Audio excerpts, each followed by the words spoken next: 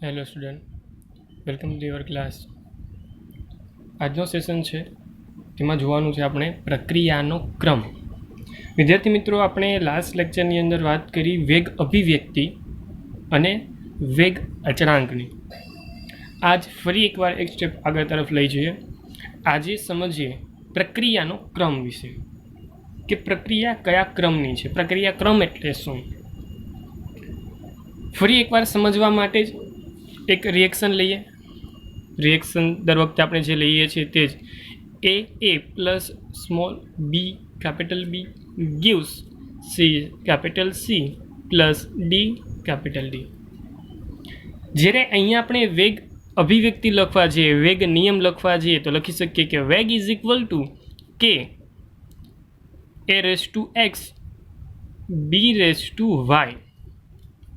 આ બધી વસ્તુ આપણે જાણીએ છીએ.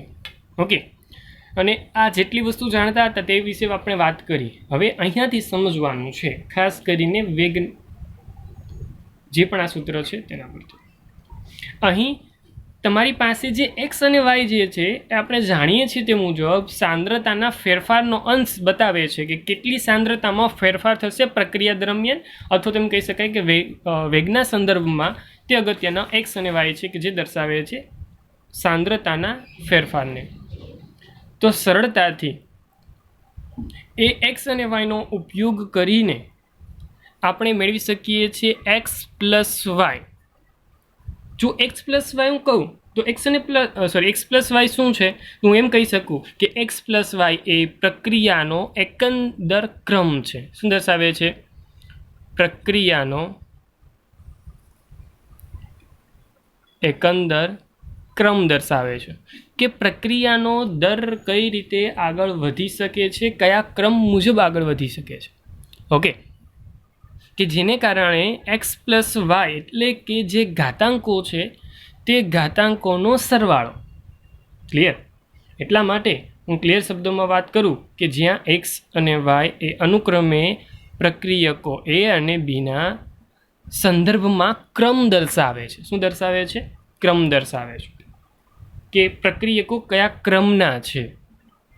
આથી જ આપણે જ્યારે પણ પ્રક્રિયા વેગ અભિવ્યક્તિમાં પ્રક્રિયકોની સાંદ્રતાના ઘાતાંકનો સરવાળો કરીશું ને, એક્સ પ્લસ વાય લાઈક આની જેમ જ સરવાળો કરીશું, તો તે સરવાળાને રાસાયણિક પ્રક્રિયાનો ક્રમ કહેવામાં આવે છે. શું કહેવામાં આવે છે? રાસાયણિક પ્રક્રિયાનો ક્રમ. ઇનડાયરેક્ટલી હું એમ કહેવા માગું છું કે તમારી પાસે વેગ અભિવ્યક્તિમાં જે પણ પ્રક્રિયકો રહેલા છે, પ્રક્રિયકોની સાંદ્રતાના ઘાતાંકના સરવાળાને શું કહેવામાં આવે છે? યસ, રાસાયણિક પ્રક્રિયાનો ક્રમ. શું કહેવામાં આવે છે? રાસાયણિક પ્રક્રિયાનો ક્રમ. વિદ્યાર્થી મિત્રો, તમારી પાસે જે પ્રક્રિયાનો ક્રમ આવે છે તે ક્રમ એટલે કે એક્સ પ્લસ વાય એટલે કે ઘાતાંકોનો સરવાળો, તે ક્રમ એટલે કે પ્રક્રિયાનો ક્રમ શૂન્ય હોઈ શકે, 1 હોઈ શકે, 2 હોઈ શકે, 3 હોઈ શકે, અથવા એમ કહી શકાય કે તે અપૂર્ણાંક સંખ્યા પણ હોઈ શકે છે. ખાસ કાળજીપૂર્વક સમજજો. તમારી પાસે જે સંખ્યામય દ્રષ્ટિકોણથી પ્રક્રિયાનો જે ક્રમ આવે છે એ 0, 1, 2, 3 અને અપૂર્ણાંક સંખ્યા પણ હોઈ શકે છે. હવે ક્લિયર શબ્દમાં આપણે આગળ પણ વાત કરી હતી. આગળ વાત કરીનો મતલબ શું છે? તો વેગ અભિવ્યક્તિમાં જ્યારે પણ આપણે એક એક્ઝામ્પલ લીધું હતું, ખાસ અગત્યના એક્ઝામ્પલ સ્વરૂપે મેં તમને લાસ્ટમાં 3 એક્ઝામ્પલ આપ્યા હતા. એ 3 એક્ઝામ્પલમાં ત્રીજું એક્ઝામ્પલ જ્યારે H2O વાળું હતું, પાણીવાળું હતું, તો પાણીની 0 ઘાત હતી. જ્યારે પાણીની 0 ઘાત હતી ને, તો આપણે સમજ્યા હતા એવું કે તે તમારા સાંદ્રતાની સાપેક્ષમાં સ્વતંત્ર છે તેનો વેગ, મતલબમાં H2Oની સાંદ્રતાથી સ્વતંત્ર છે તમારો વેગ. તો અહીંયા જે 0 ક્રમ થશે પ્રક્રિયાનો, તો એ જ મતલબમાં આવે છે કે જો કોઈ સરવાળો થતાં 0 મળે છે, તો એમ કહી શકાય કે પ્રક્રિયકોની 0 ઘાત છે, કે જેને હું કહું શૂન્ય ક્રમની પ્રક્રિયા. શું કહી શકું? શૂન્ય ક્રમની પ્રક્રિયા. શૂન્ય ક્રમની પ્રક્રિયામાં એમ કહી શકાય કે તે સાંદ્રતાથી કેવું હશે? સ્વતંત્ર. ખાસ કાળજીપૂર્વક સમજો, સાંદ્રતાથી કેવું છે? સ્વતંત્ર. કેમ કે તમે જે શૂન્ય પ્રક્રિયાની વાત કરો છો તેમાં જે પણ વાત કરીએ છીએ જે આવી તે ખાસ કાળજીપૂર્વક સમજી લેવાની, કેમ કે કોઈને કોઈ મતલબમાં તે વૈકલ્પિક ભાગ સ્વરૂપમાં અથવા તો કોઈને કોઈ અટપટા સવાલોના ભાગ સ્વરૂપે તમને કોઈને કોઈ જગ્યાએ આવવાની છે. તો આ ક્લિયર શબ્દમાં સમજી લેવાનું કે જેટલી ઘાત છે એટલે કે પ્રક્રિયાનો જે ક્રમ છે તેના સંદર્ભમાં પ્રક્રિયાનો વેગ સંકળાયેલો છે. તો ક્લિયર શબ્દમાં આપણે સમજીએ છીએ તે જ મુજબ પ્રક્રિયાનો ક્રમ 0, 1, 2, 3 અથવા તો અપૂર્ણાંક સંખ્યા પણ હોઈ શકે છે. ખાસ બીજી એક વાત અહીંયા ઉલ્લેખનીય એ પણ છે કે જ્યારે પણ આપણે પ્રક્રિયાને સંતુલિત કરીએ છીએ તો સંતુલિત પ્રક્રિયા ક્યારે પણ કહી નથી શકતી કે પ્રક્રિયા કેવી રીતે થશે. ઓકે, કેમ કે ભાગ્યે જ ખાસ સાંભળજો, ભાગ્યે જ પ્રક્રિયા એક તબક્કામાં પૂર્ણ થતી હોય. અને જો પ્રક્રિયા એક તબક્કામાં પૂર્ણ થાય, સમજો ખાસ કરીને કોઈ પ્રક્રિયા તમને આપી છે અને પ્રક્રિયા એક તબક્કામાં જ પૂર્ણ થઈ જાય, તો એક તબક્કામાં પૂર્ણ થતી હોય ને પ્રક્રિયા, તો તેવી પ્રક્રિયાને શું કહેવાય ખબર છે? પ્રાથમિક પ્રક્રિયાઓ. શું કહી શકાય? પ્રાથમિક પ્રક્રિયા. ખાસ કાળજીપૂર્વક લેજો અહીંયાથી. તમારી પાસે ભાગ્યે જેવી પ્રક્રિયાઓ છે જે એક તબક્કામાં પૂર્ણ થતી હોય. એક તબક્કામાં પૂર્ણ થવાનો મતલબ શું છે? જ્યારે પણ આ પ્રાથમિક પ્રકારની પ્રક્રિયાઓ છે ફક્ત અને ફક્ત એવી પ્રક્રિયાઓ કહી શકાય કે જેમાં 2 અથવા તો 3 અથવા તો જે બી પ્રક્રિયકો છે એ મિક્સ કરવાની સાથે જ કોઈ પણ પ્રકારના તબક્કા વગર સીધી જ નિપજ આપે. હવે તબક્કાનો મતલબ શું છે અને તબક્કા કઈ રીતે આપણે વિચારી શકાય સમજી લઈએ કે બહુ બધા એક્ઝામ્પલો એવા છે. એટલા માટે જ્યારે પણ પ્રાથમિક પ્રક્રિયાઓની શ્રેણીબદ્ધ પ્રક્રિયાઓ એટલે એમ કહી શકાય કે પ્રક્રિયાની ક્રિયાવિધિ, ફરી એકવાર બોલું છું, પ્રાથમિક પ્રક્રિયાઓની શ્રેણીબદ્ધ પ્રક્રિયાઓ એટલે કે આપણે કહી શકીએ છીએ પ્રક્રિયાની ક્રિયાવિધિથી નિપજ મળતી હોય તો તેવી પ્રક્રિયાઓને જટિલ પ્રક્રિયાઓમાં સમાવેશ આપીએ છીએ. શું બોલું છું? ખાસ કાળજીપૂર્વક સમજીએ તો પ્રાથમિક પ્રક્રિયાઓની શ્રેણીથી નિપજ મળતી હોય. ઓકે, તો આ જે પ્રક્રિયા તૈયાર થાય છે એ પ્રક્રિયાને આપણે કહી શકીએ છીએ જટિલ પ્રક્રિયા. શું કહીએ છીએ? જટિલ પ્રક્રિયા. અને જટિલ પ્રક્રિયા હોય તો સમજી જવાનું કે અહીંયા સમજવું જરૂરી છે કે પ્રક્રિયાની ક્રિયાવિધિ કયા કયા સ્ટેપમાંથી પસાર થાય છે અને કયા કયા સ્ટેપ મુજબ આગળ વધે છે. તમે બહુ બધી પ્રક્રિયાઓ આવી સમજીને આવ્યા છો 11થમાં પણ જે એક તબક્કામાં પ્રક્રિયા પૂર્ણ થતી નથી. જેમ કે હું કોઈ બેન્ઝીનની પ્રક્રિયા કરવા જઈ રહ્યો હોઉં અને નાઇટ્રેશનની પ્રક્રિયા કરતો હોઉં તો તમે જાણો છો નાઇટ્રેશનની પ્રક્રિયામાં તેનું સોલ્યુશન બનવું એટલે કે તમારી પાસે HNO3, એક સિમ્પલ એક્ઝામ્પલ આપીને તમે સમજાવું. ચાલો હું એમ કહું છું કે બેન્ઝીન છે અને તેમાં નાઇટ્રિક સોલ્યુશન નાખું છું, બેન્ઝીન. તમે બધી વસ્તુ જાણો છો કેમ કે 11થમાં ભણીને આવ્યા છો. તમારી પાસે બેન્ઝીન છે, તમે સિમ્પલ HNO3 સાથે પ્રક્રિયા કરવા જશો, પ્રક્રિયા નથી થવાની. આપણે ત્યાં સોલ્યુશન બનાવીએ છીએ સાંદ્ર H2SO4 પ્લસ સાંદ્ર HNO3. તો પહેલો તબક્કો મારો આ પ્રક્રિયા થવાનો છે. તો આ પ્રક્રિયા 2 તબક્કામાં પૂર્ણ થઈને આ તબક્કામાંથી મને એક નિપજ બને છે ને એ નિપજ એટલે કે NO2 પ્લસ. અને આ NO2 પ્લસ જે છે એ સરળતાથી આ બેન્ઝીનના પછીના 3જા તબક્કામાં પ્રક્રિયા કરીને એ તમારા માટે કોઈ ચોક્કસ પ્રકારનો નાઇટ્રોબેન્ઝીન અથવા તો તેને અનુલક્ષીને જે પણ વ્યુત્પન્ન મળતા હોઈ શકે ચોક્કસ કન્ડિશનને ધ્યાનમાં લઈને તે અહીંયા નિપજ દ્વારા મળે છે.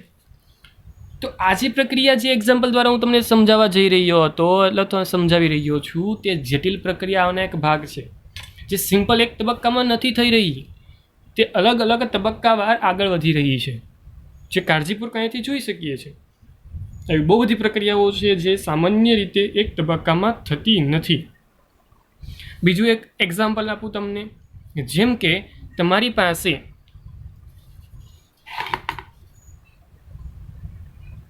કોઈ ઇથેન, હવે ઇથેનનું દહન કરી રહ્યો છું, અલગ અલગ CO2 H2Oમાં દહન પ્રક્રિયા કરી રહ્યો છું અને દહન પ્રક્રિયા CO2 H2Oમાં થઈ રહી છે, તો ઇથેનનું CO2 H2Oમાં દહન થશે તો ક્રમબદ્ધ રીતે મધ્યસ્થી તબક્કાઓમાં પ્રક્રિયાઓ થશે. ઇથેન છે એટલે પહેલા તબક્કામાં જ્યારે દહન થશે એટલે જાણો છો તે મુજબ પહેલા તબક્કામાં તમને મળશે આલ્કોહોલ. શું મળશે? આલ્કોહોલ. પ્રક્રિયા આગળ વધે એટલે તમને મળશે આલ્ડીહાઇડ.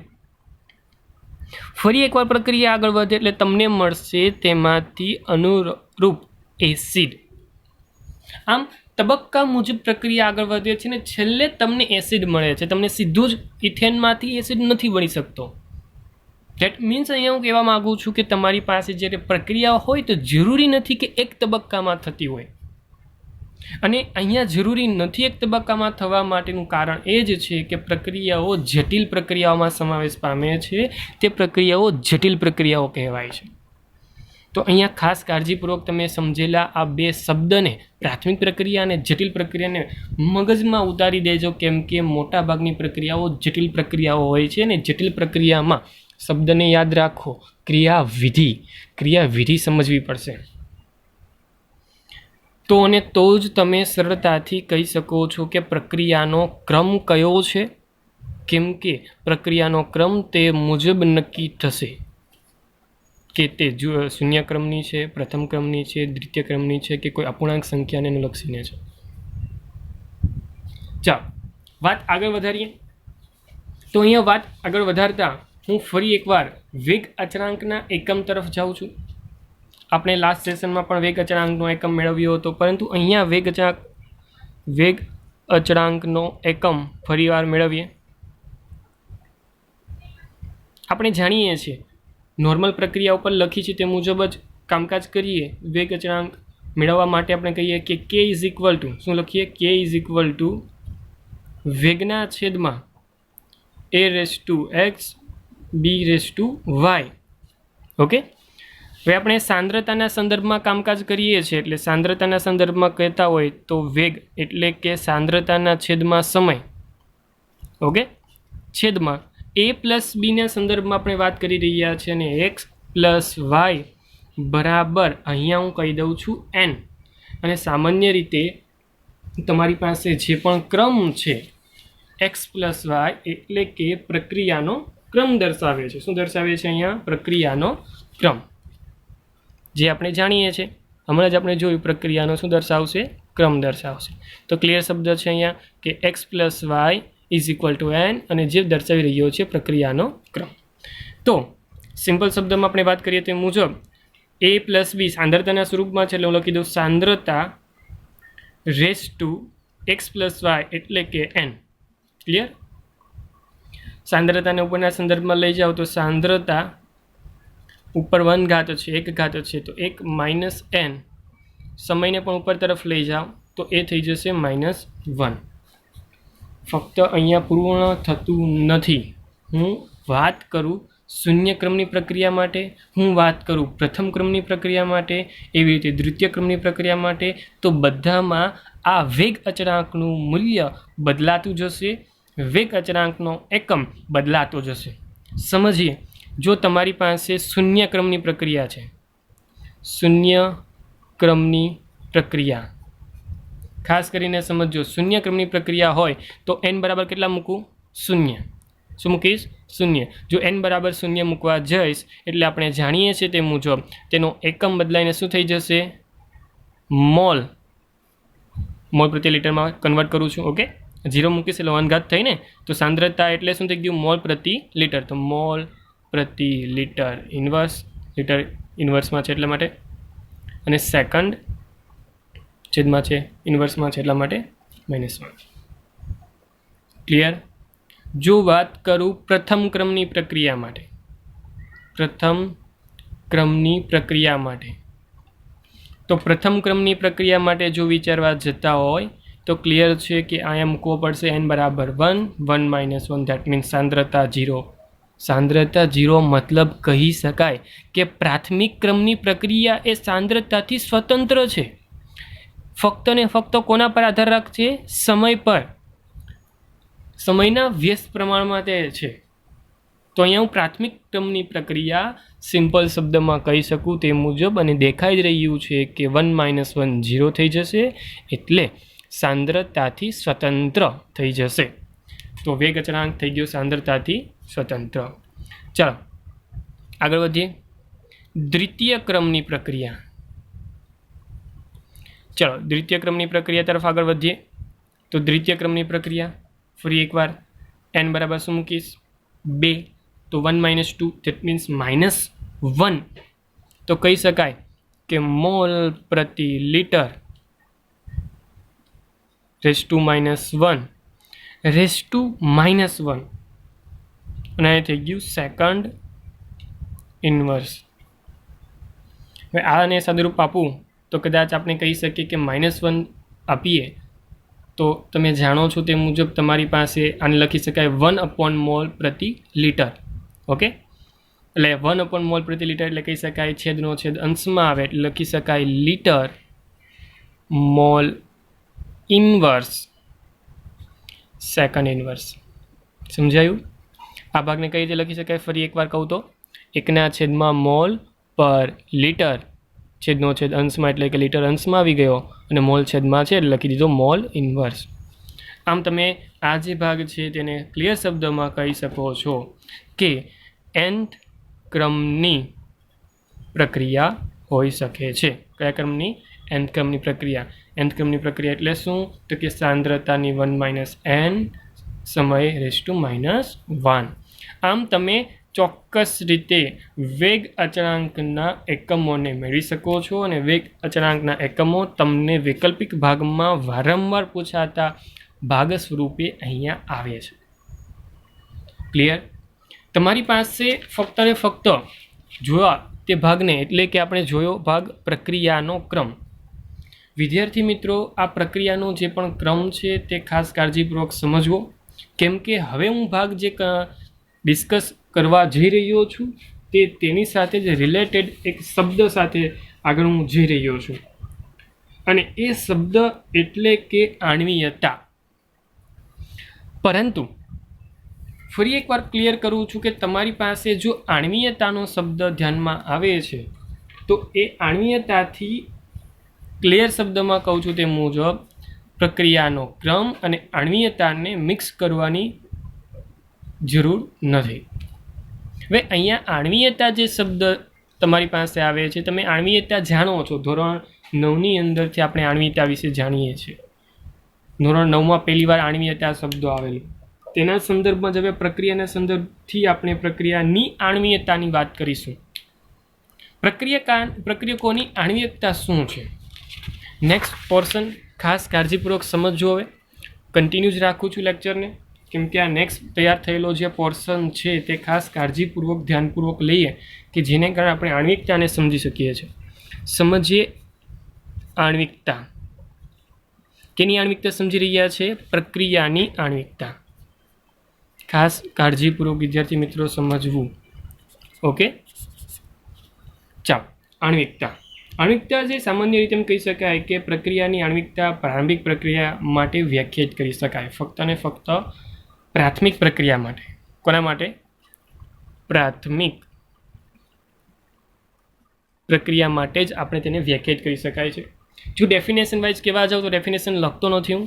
ખાસ કાળજીપૂર્વક તમે ટેક્સ્ટબુકમાં એનસીઈઆરટી ટેક્સ્ટબુક મુજબ આપણે આગળ વધીએ છીએ તો એનસીઈઆરટી ટેક્સ્ટબુકમાં તમે તેના ભાગ સ્વરૂપે તમને જોવા મળશે.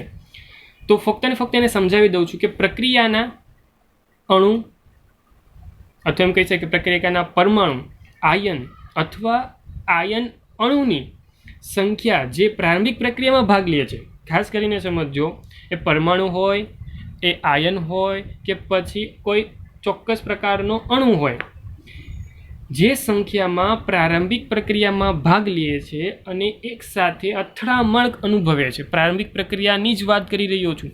ફક્ત ને ફક્ત એટલા જ વિચારવા જે પ્રારંભિક પ્રક્રિયામાં ભાગ લેતા હોય અને શરૂઆતમાં અથડાતા હોય, શરૂઆતમાં પ્રક્રિયા કરવા માટે આગળ વધતા હોય, જેને આપણે ચોક્કસ પ્રમાણમાં નિપજ તરીકે મેળવતા હોઈએ છીએ. નિપજ તરીકે તે પરિણમતું હોય એટલે કે પ્રક્રિયામાં પરિણમતું હોય. તો જે પણ સંખ્યામાં પ્રક્રિયામાં રહેલા અણુ, આયન કે પરમાણુ અથડામણ કરે છે અને નિપજ મેળવવા તરફ આગળ વધે છે, તો એ સંખ્યાને જ આપણે કહીએ છીએ આણ્વિકતા, પ્રક્રિયાની આણ્વિકતા. આ વસ્તુ કદાચ એમ જ નહીં સમજાય, હું તમને ચોક્કસ એક્ઝામ્પલોથી તમને સમજાવું. જેમ કે અલગ અલગ એક્ઝામ્પલમાં પહેલું ઉદાહરણ લઉં છું એમોનિયમ નાઇટ્રેટનું. એમોનિયમ નાઇટ્રેટ એટલે કે NH4NO2 જે સરળતાથી પ્રક્રિયા કરશે એટલે તમે જાણો છો તે મુજબ N2 અને 2H2O ઉત્પન્ન થાય છે. અને સરળતાથી હું કહું છું તે જ મુજબ અહીંયા તમારી પાસે એક અણુ જો છે જુઓ, એટલા માટે આને એક આણ્વીય પ્રક્રિયા કહેવામાં આવે છે. શું કહેવામાં આવે છે? એક આણ્વીય પ્રક્રિયા. ક્લિયર? તો તમારી પાસે જે અણુ જે છે તે એક જ છે, એટલા માટે શબ્દ થઈ ગયો એક આણ્વીય. હું આગળ વધું, બીજું કોઈ એક્ઝામ્પલ લઉં. જેમ કે 2HI gives H2 plus I2. 2HI gives H2 plus I2, જેથી સરળતાથી કહી શકાય કે અહીંયા કેટલા છે? 2 છે, જેથી આને કહી શકાય દ્વિઆણ્વીય. શું કહી શકાય? દ્વિઆણ્વીય. કોઈ ત્રીજી પ્રક્રિયા વિચારો જેમાં હું એમ કહેતો હોઉં કે 2NO plus O2 gives 2NO2. કેટલા અહીંયા શરૂઆતમાં ભાગ લે છે? તો આ 2 ને અહીંયા 1, દેટ મીન્સ કુલ 3 છે.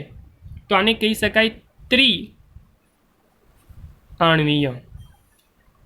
વિદ્યાર્થી મિત્રો, ક્લિયર શબ્દમાં તમને દેખાઈ આવતી પ્રક્રિયામાં ભાગ સ્વરૂપે એક આણ્વીય, દ્વિઆણ્વીય અથવા તો ત્રિઆણ્વીય શબ્દથી ઉલ્લેખનીય પ્રક્રિયાઓને લખી.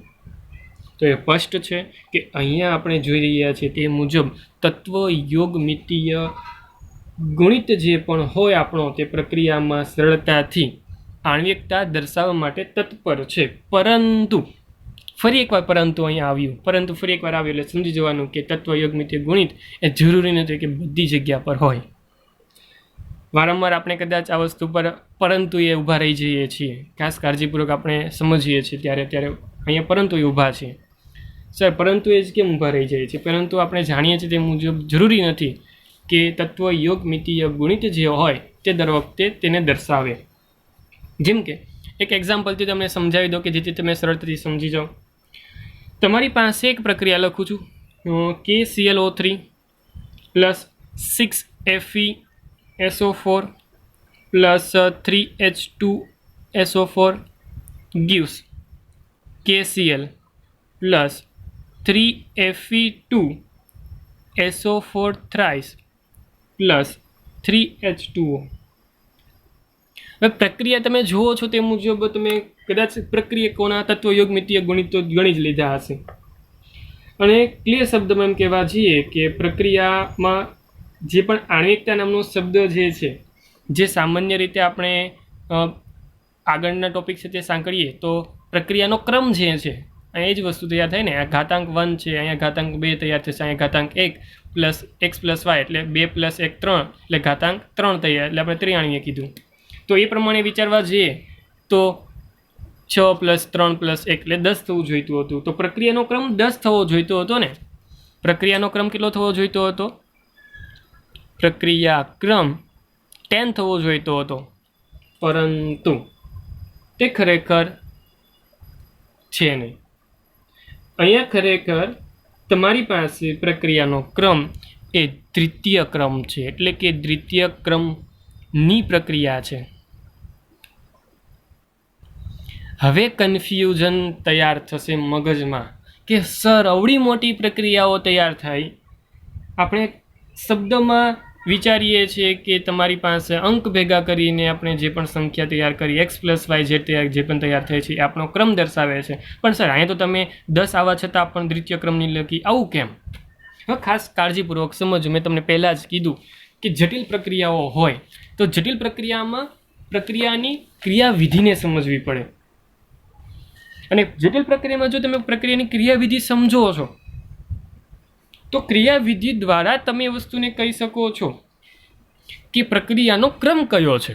કે જેમ કે અહીંયા દ્વિતીય ક્રમની પ્રક્રિયા હોવી જોઈતી હતી 10મા ક્રમની, પણ આવી કેટલી દ્વિતીય ક્રમની. એ કઈ રીતે સર?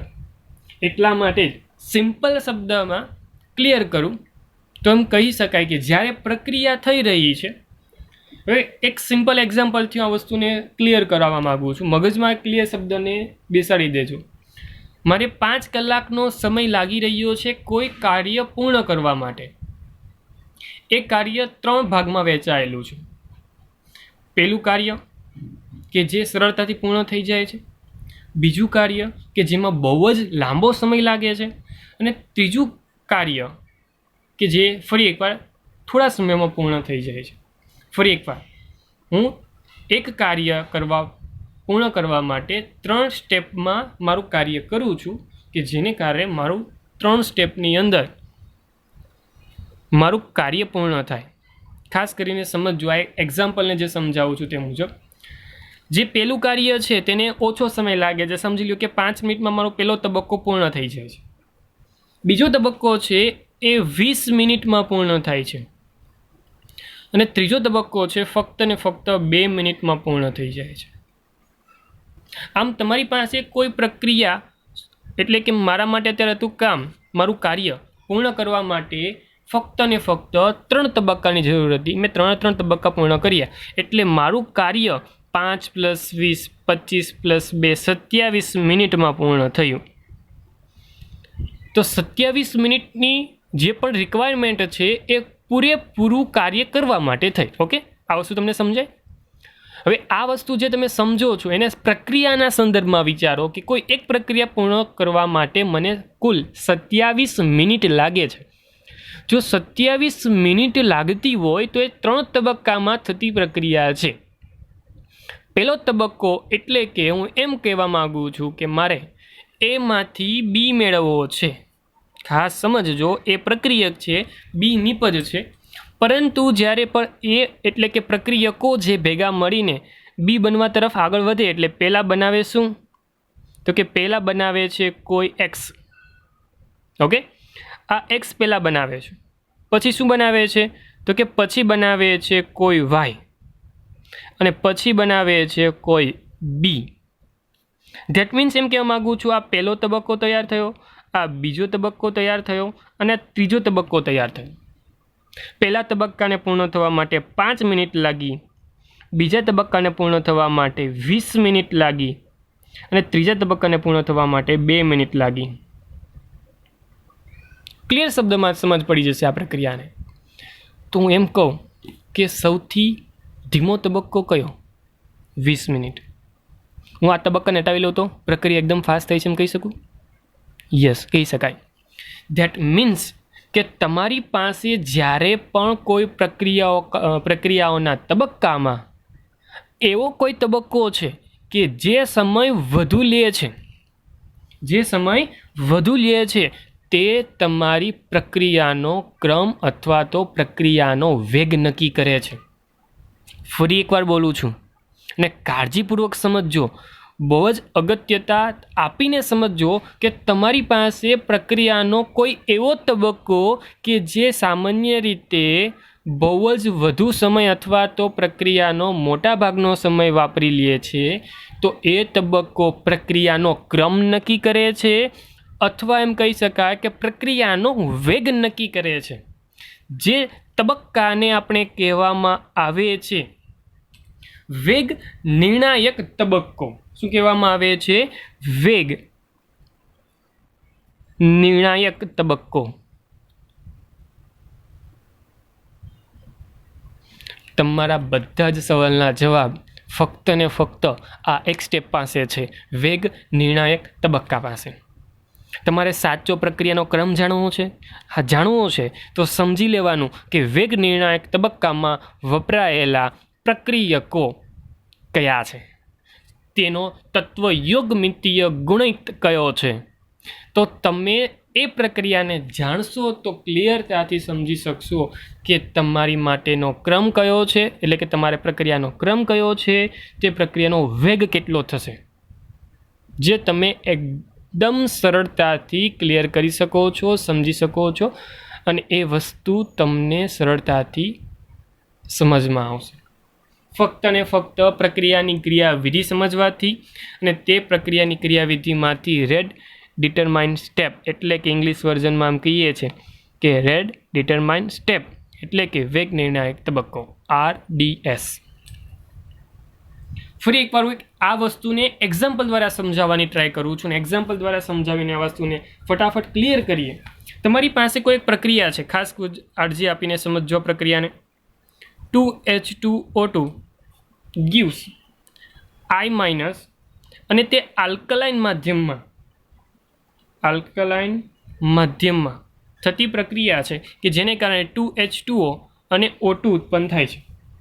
ઓકે, જો આનો વેગની વાત કરું તો જે વેગ જે છે એક સરળતાથી લખી શકીએ છીએ dH2O2 upon dt is equal two KH2O2 I-1. ફરી એકવાર એવી પ્રક્રિયા મેં લખી છે તમારી સાપેક્ષ કે જેની અંદર H2O2 અને I- જે છે તે પ્રક્રિયામાં અગત્યના છે. કારણ શું છે? તો કારણ સમજવા માટે તેના તબક્કાઓને સમજીએ, તેની ક્રિયાવિધિને સમજીએ. હવે સમજી રહ્યા છે કોઈ પ્રક્રિયાની ક્રિયાવિધિ, ખાસ કાળજીપૂર્વક સમજજો. પ્રક્રિયા જ્યારે થઈ રહી છે તો સિમ્પલ આ બે ભેગા થઈને બનતું નથી, આ તેના સ્ટેપ બાય સ્ટેપ પ્રક્રિયા થાય.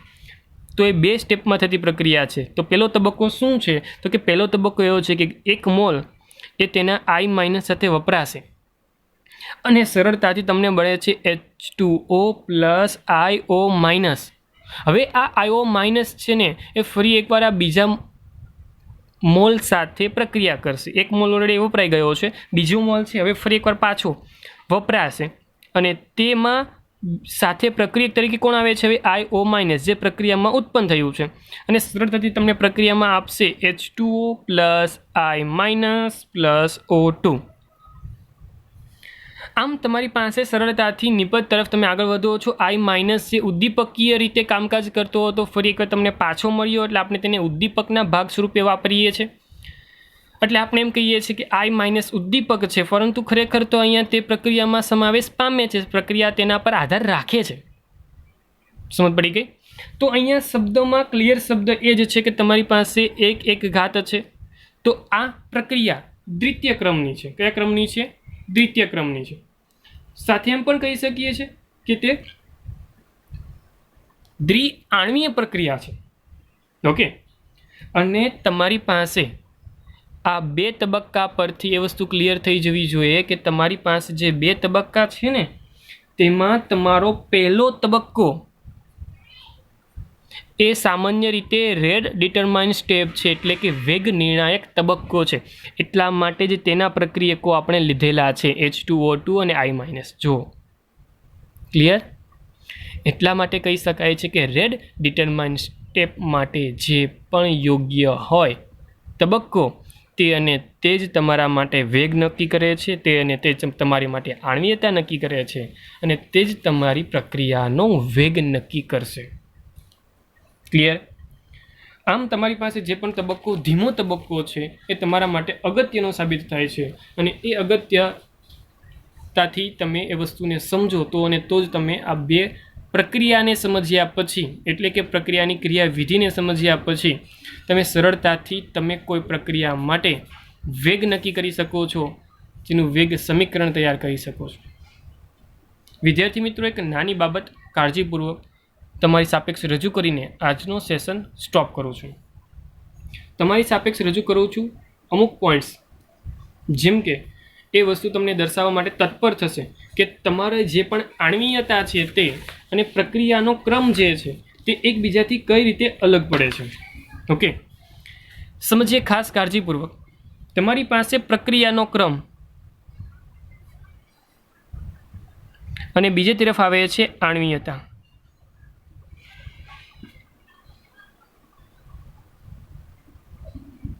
આણ્વિકતા. ચાલો, આણ્વિકતા અને ક્રમ આ બંને પર આપણે અહીંયા ફોકસ કરી રહ્યા છીએ. તે કઈ રીતે એકબીજાથી અલગ છે. ઓકે, ખાસ કાળજીપૂર્વક સમજજો. તમારી પાસે જે આ પ્રક્રિયાનો ક્રમ છે ને તે પ્રાયોગિક રાશિ છે કે જે શૂન્ય અથવા તો અપૂર્ણાંક હોઈ શકે છે. ઓકે, જેમ આપણે આગળ વાત કરી 1, 2, 3 અથવા તો અપૂર્ણાંક કોઈ હોઈ શકે છે, પરંતુ આ શૂન્ય અને અપૂર્ણાંક સંખ્યામાં હોતી નથી. આણ્વિકતા ક્યારે પણ શૂન્ય પણ નથી હોતી અને અપૂર્ણાંક શબ્દમાં પણ નથી હોતી, સંખ્યામાં નથી હોતી. મતલબમાં 1, 2, 3, 4, 5 એવી રીતે કોઈ સંખ્યામાં આણ્વિકતા રહેશે. તો ખાસ કાળજીપૂર્વક સમજવી. આગળ વધીએ તો એમ કહી શકાય કે પ્રાથમિક જ્યારે પણ પ્રક્રિયા થતી હોય અથવા જટિલ પ્રક્રિયા હોય તો એ ક્રમને આધારે લાગુ પાડી શકે, મતલબમાં ત્યાંથી ક્રમ મેળવી શકીએ છીએ. જ્યારે આણ્વિકતા માત્ર ફક્ત ને ફક્ત પ્રાથમિક પ્રક્રિયાને જ લાગુ પડે છે, કેમ કે આપણે આણ્વિકતાને સમજ્યા ત્યારે આપણે પેલું વિધાન એવું લખ્યું કે તે પ્રારંભિક પ્રક્રિયા માટે લાગુ પડે છે. ઓકે, તો આ પ્રક્રિયાનો ક્રમ જે છે સામાન્ય રીતે જટિલ પ્રક્રિયા હોય કે પ્રાથમિક પ્રક્રિયા છે બંને માટે લાગુ પાડી શકાય છે, પરંતુ આણ્વિકતા છે ફક્ત ને ફક્ત પ્રાથમિક પ્રક્રિયા જેને આપણે બોલીએ છીએ પ્રારંભિક પ્રક્રિયા છે તેના માટે જ લાગુ પાડી શકીએ છીએ. જટિલ પ્રક્રિયાનો કોઈ અર્થ અહીંયા રહેતો નથી. ખાસ કાળજીપૂર્વક સમજી લેજો કે આણ્વિકતા માટે જટિલ પ્રક્રિયા કોઈ અર્થપૂર્ણ નથી. તો જટિલ પ્રક્રિયા છે તો આખી પ્રક્રિયા માટે આણ્વિકતાનો કોઈ ઉલ્લેખનીય ભાગ નથી. ક્લિયર?